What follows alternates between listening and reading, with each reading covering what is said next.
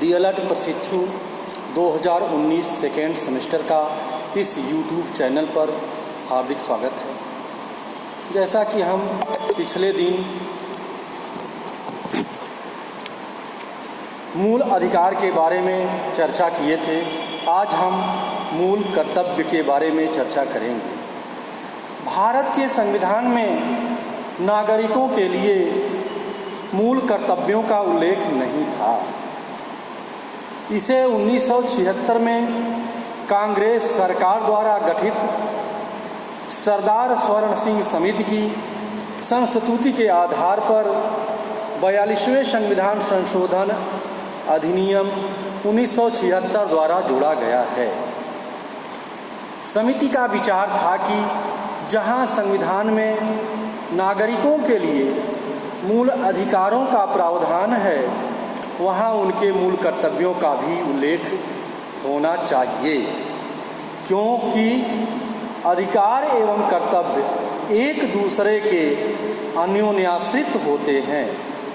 अतः संविधान में एक नया भाग 4 क अनुच्छेद 51 क जोड़कर नागरिकों के लिए 10 मौलिक कर्तव्यों का समावेश किया गया।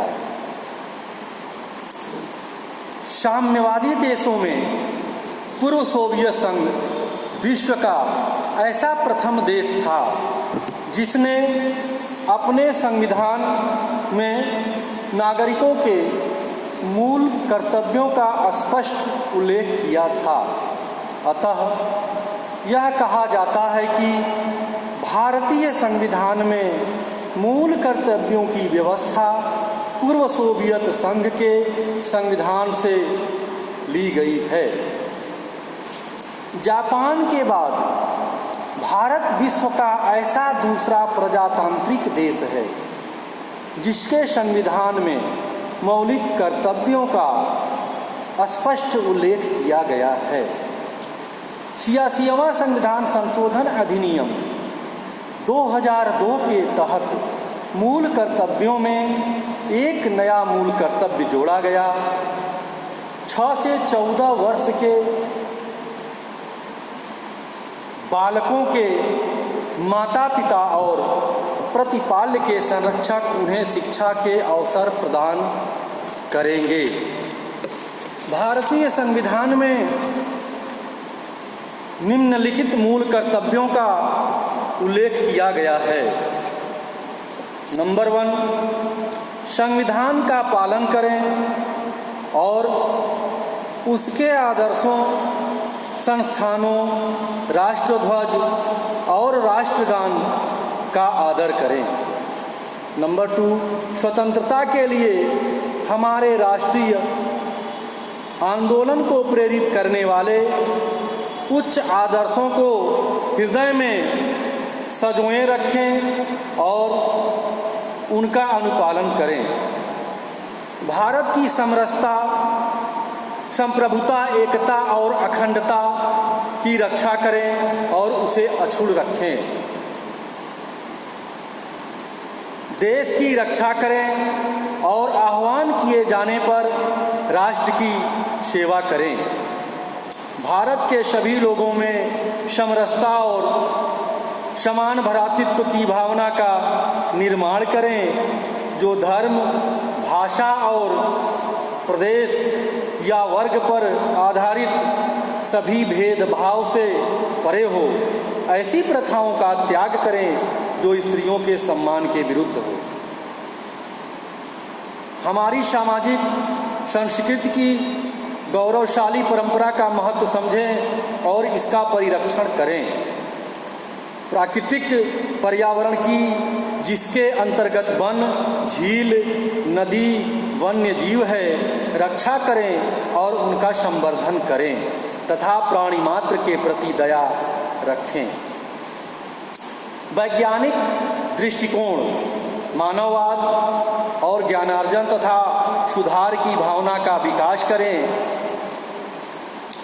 सार्वजनिक संपत्ति को सुरक्षित रखें और हिंसा से दूर रहें। व्यक्तिगत और सामूहिक गतिविधियों के सभी क्षेत्रों में उत्कर्ष की ओर बढ़ने का प्रयास करें, जिससे राष्ट्र निरंतर बढ़ते हुए प्रयत्न और उपलब्धि की नई ऊंचाइयों को छू ले। अंतिम जो 86वां संविधान संशोधन अधिनियम 2002 में जोड़ा गया था, प्रत्येक अभिभावक या संरक्षक 6 वर्ष से 14 वर्ष के आयु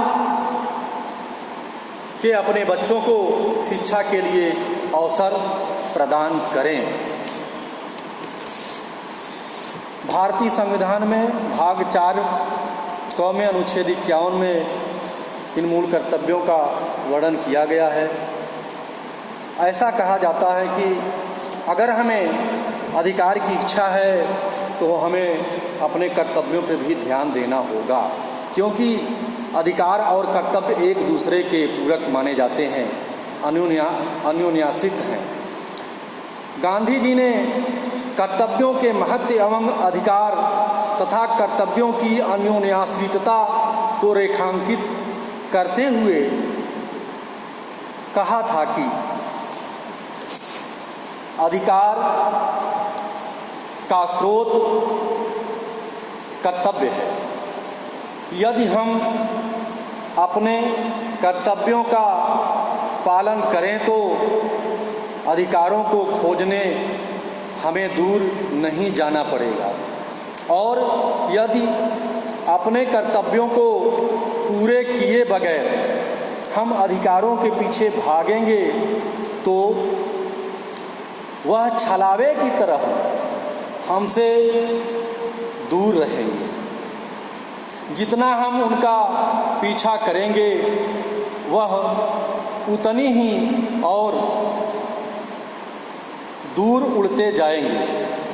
जिन अधिकारों के हम पात्र होना चाहते हैं तथा जिन्हें हम सुरक्षित कराना चाहते हैं, वे सभी अच्छी तरह निभाए गए कर्तव्यों से प्राप्त होते हैं।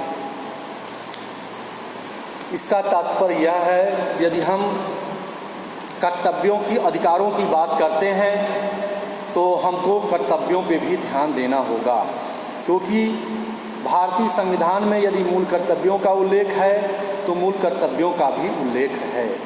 अधिकारों की दुनिया में कर्तव्यों का होना अति आवश्यक है, इसलिए हम बिना कर्तव्य के अधिकार की अपेक्षा करें, यह न्यायसंगत नहीं होगा। इसी के साथ हम आज का ये टॉपिक मूल कर्तव्य यहीं समाप्त करते हैं। आगे हम नया टॉपिक लेकर आएंगे।